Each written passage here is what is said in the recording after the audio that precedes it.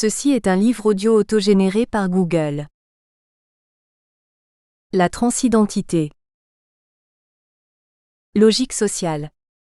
Collection dirigée par Bruno Pequignot.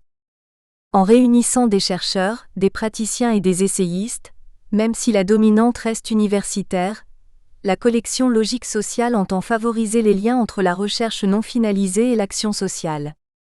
En laissant toute liberté théorique aux auteurs, elle cherche à promouvoir les recherches qui partent d'un terrain, d'une enquête ou d'une expérience qui augmente la connaissance empirique des phénomènes sociaux ou qui propose une innovation méthodologique ou théorique, voire une réévaluation de méthodes ou de systèmes conceptuels classiques. Dernière parution. Philippe Zarifian, La question écologique, 2011.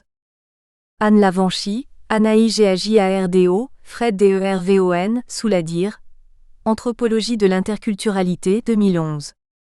André Ducret et Olivier Meuchler, Souladir 2, Nouveaux regards sur les pratiques culturelles.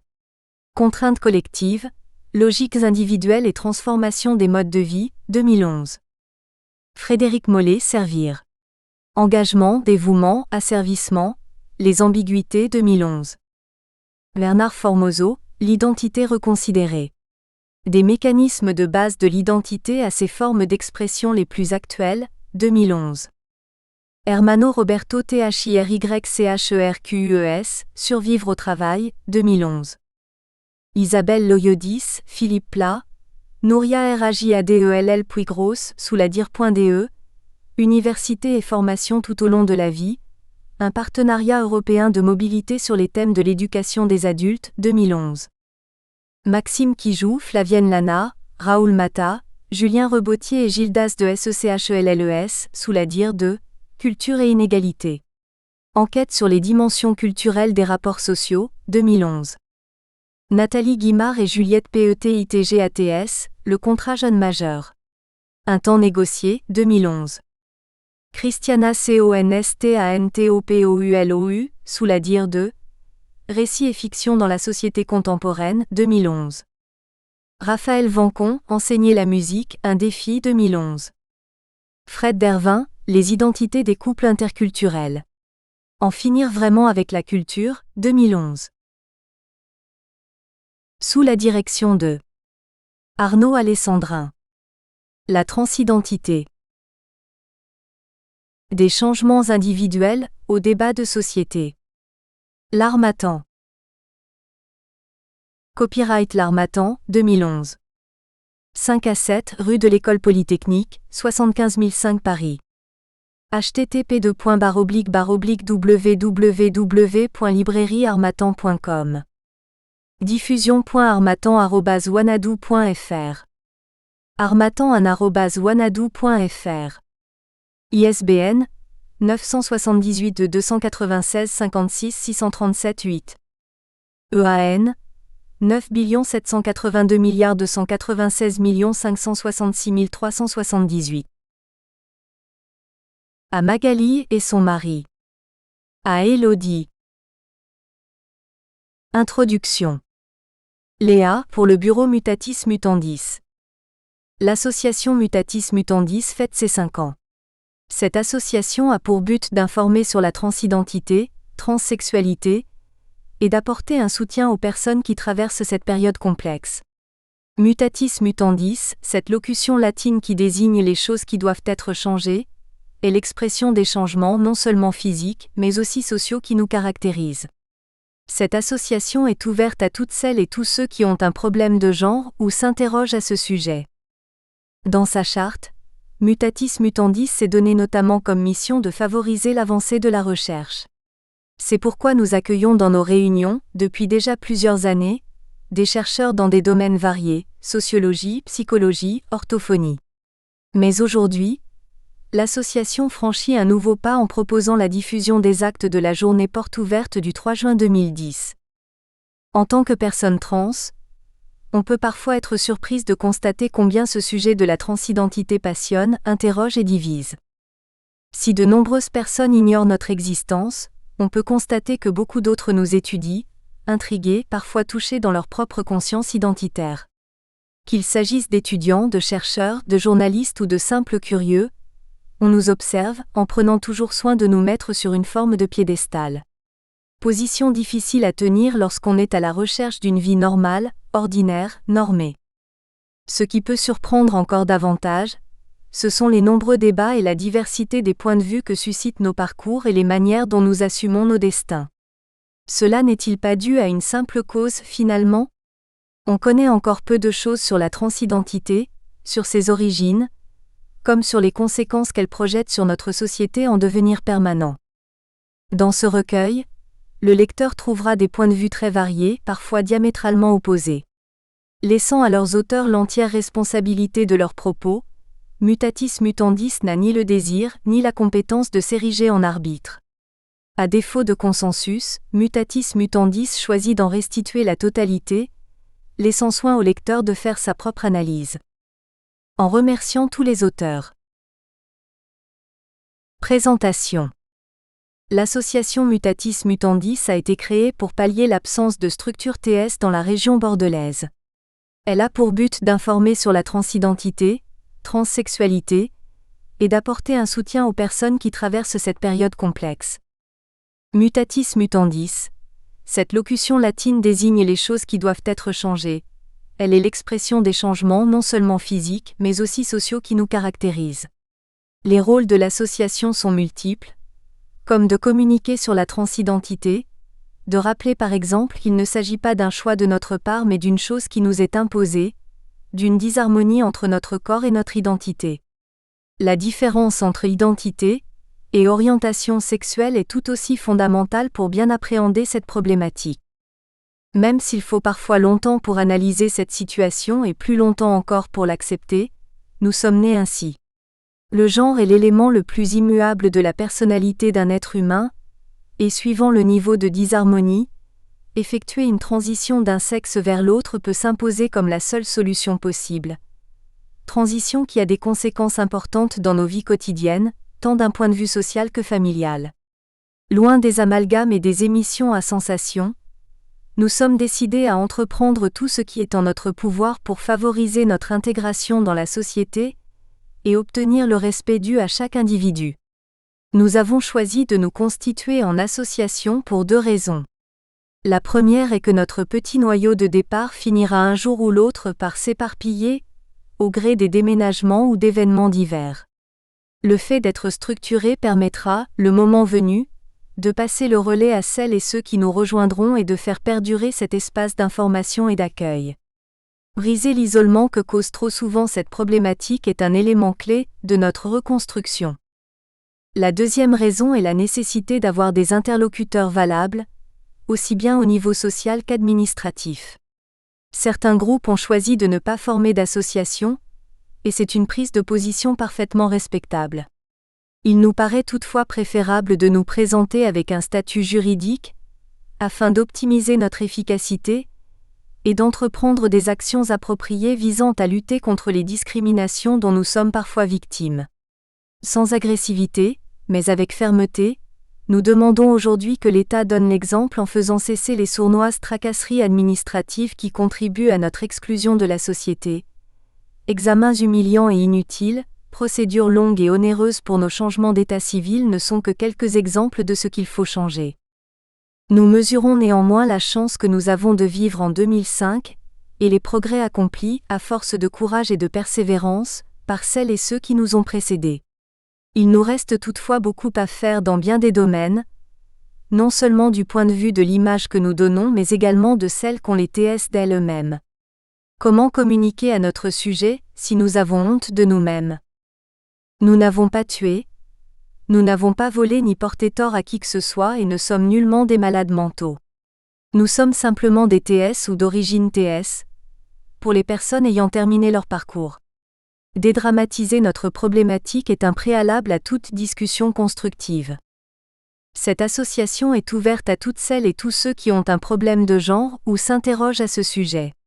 Nous fonctionnons sans préjugés, et accueillons celles et ceux qui désirent nous rejoindre dans le respect de chacune.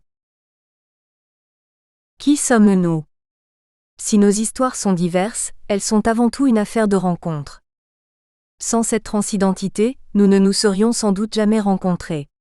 Que ce soit Christelle, Léa, Marie, Nathalie ou nos autres copines, nous venons toutes d'horizons différents et exerçons des métiers très divers. Là encore, il nous appartient de changer l'image stéréotypée de la trans œuvrant dans les métiers du spectacle et de la nuit. Certaines peuvent être ingénieures, mécaniciennes, profs, photographes ou conductrices d'engins et mener une vie des plus banales, si ce n'est leur besoin vital de vivre dans leur genre véritable et d'assumer leur identité. Il est fort probable que vous en croisiez tous les jours sans le savoir. Où se renseigner? Comment trouver le courage d'en parler? Tout ça n'a-t-il pas un petit côté sulfureux qu'il est préférable de cacher? Toutes celles qui sont passées par là savent la difficulté qu'il y a à faire le premier pas, pourtant indispensable pour pouvoir enfin vivre. Grâce au web et à un psy qui a mis plusieurs d'entre nous en contact, nous en sommes arrivés à former un petit groupe de copines se réunissant 2 fois par mois pour échanger nos expériences et nos informations. Nous nous sommes vite aperçus que ces rencontres informelles valaient toutes les psychothérapies du monde, car elles nous permettaient de parler posément à des personnes qui comprenaient parfaitement la situation, puisqu'elles étaient elles-mêmes dans ce cas. En parler est le début de notre libération. De fil en aiguille, il est devenu évident que ce groupe informel restait fragile du fait même de son manque de structure. Que se passerait-il si une ou deux d'entre nous venaient à quitter le groupe? Celui-ci pourrait-il survivre de manière durable? Par ailleurs, l'image d'un club aussi sélect que privé n'était pas celle que nous voulions donner et il était à craindre que certaines TS renoncent pour cette raison ou par timidité, à nous rejoindre. Les diverses copines qui sont arrivées lors du 2e semestre 2004 nous ont amenés à prendre la décision de créer cette association. La venue de Petites Nouvelles nous laisse penser que nous avons pris la bonne décision. Il existe encore des régions et des villes importantes où nos sœurs et nos frères demeurent dans la solitude et l'ignorance. Aujourd'hui, mais peut-être est-ce l'effet de ce printemps 2005, plusieurs associations fleurissent un peu partout en France et nous ne pouvons que nous en féliciter. Ne relâchons pas nos efforts et informons de manière à ce que plus personne ne se trouve désemparé face à ce trouble. C'est en étant solidaires et en informant que nous pourrons faire avancer la cause de la transidentité. Remerciements. Cette journée et ces actes n'auraient pas pu voir le jour sans l'ensemble des membres de Mutatis Mutandis, qui ont activement participé au travail de préparation comme de relecture de ces textes. Nous remercions aussi Gaëlle, qui a relu tout document.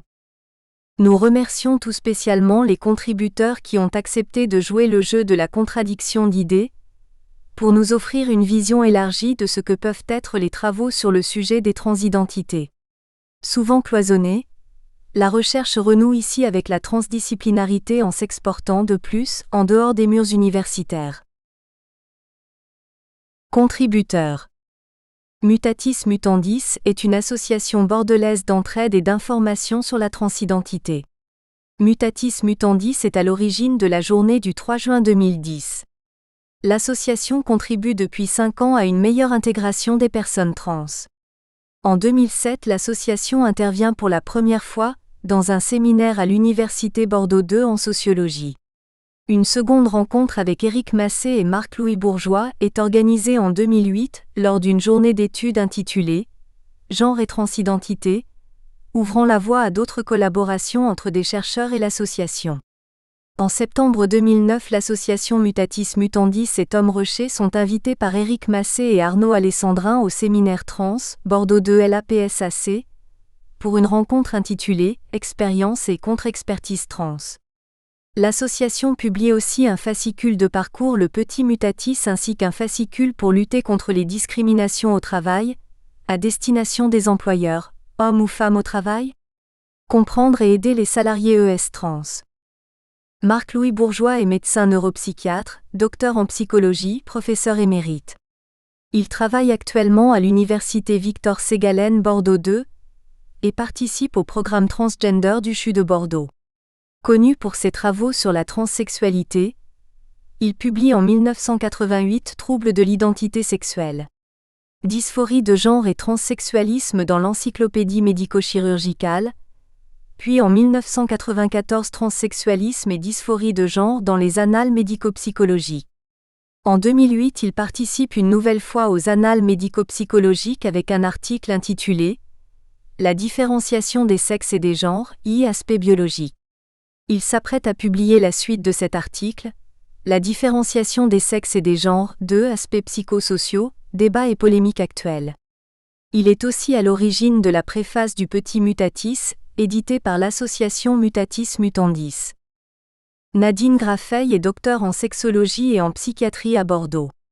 Elle est directrice de l'enseignement universitaire de sexologie, Université de médecine de Bordeaux, et consultante au service du professeur Seoké à l'hôpital Pellegrin à Bordeaux. Elle est membre fondateur de l'association d'aide aux transsexuels, AAT, en 1988. Elle publie dès 1978 un article intitulé Le transsexualisme, Sud-Ouest médical numéro 4, qui sera suivi de nombreuses autres publications, Traitement hormonal féminisant, juin 1988, et Intervention, Le transsexualisme, Paris-Sorbonne 1997. En 2003, elle publie Éthique et transsexualisme, dans la Revue européenne de sexologie. En 2004, elle participe au Dictionnaire de la sexualité humaine, L'esprit du temps. Dans le Manuel de sexologie, Masson 2007, elle rédige entre autres les articles Le travestisme et le transsexualisme. Tom Rocher est activiste et psychologue trans. Il est connu pour son site d'information trans, syndromedebenjamin.free.fr.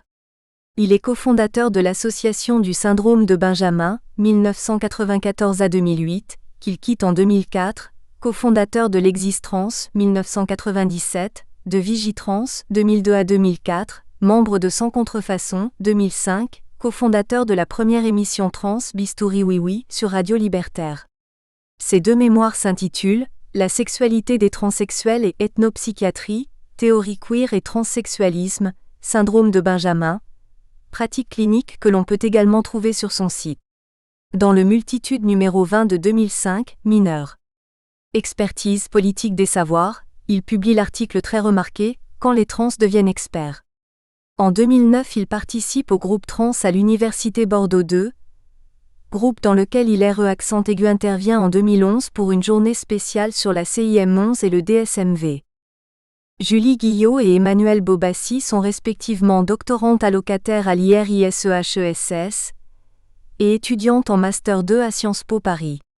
Julie Guillot est auteure d'une recension dans les Cahiers du genre numéro 45, Les fleurs de mal, sous la direction de Marie-Hélène Boursier en 2008, sur le livre de Jean-Bobby Noble, Masculinities Without Men 2004. Son mémoire de master sur les questions trans-FTM s'intitule Entrée dans la maison des hommes. De la clandestinité à la visibilité, Trajectoire de garçon trans-FTM, EHESS 2008.